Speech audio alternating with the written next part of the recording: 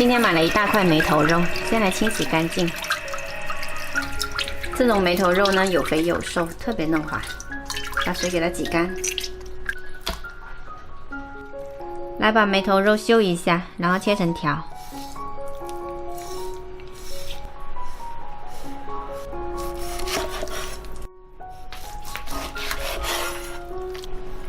拿个剪刀在肉的中间一路剪进去，一路剪进去，但是不要剪穿了这条肉。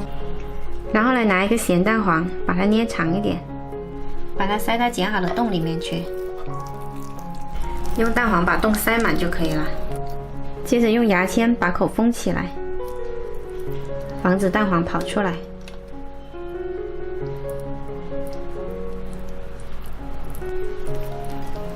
现在我们就来腌制叉烧，加入剁好的姜蓉和蒜蓉，还有小洋葱，还有1勺白酒或者是料酒也可以，2勺生抽，2勺蚝油，3勺叉烧酱。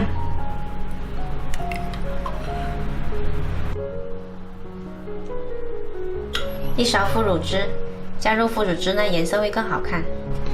最后加入1大勺蜂蜜，然后充分抓均匀。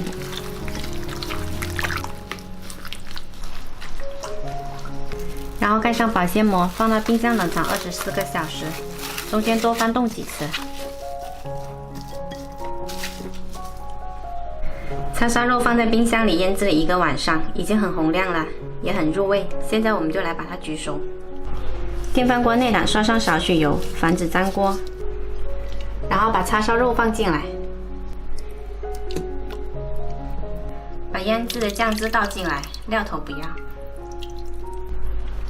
盖上盖，然后按上煮饭键开始焗，中间给它多翻动几次。多翻动才能够均匀入味。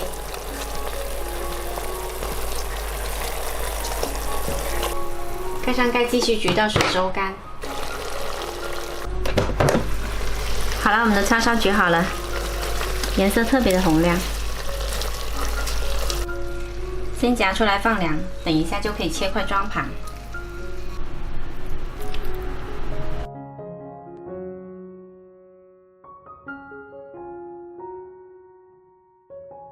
现在就可以来切片啦。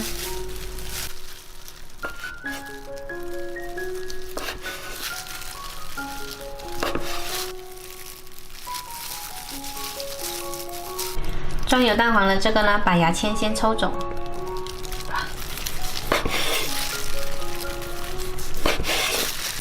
来看一下这块蛋黄叉烧，特别漂亮，有肥有瘦。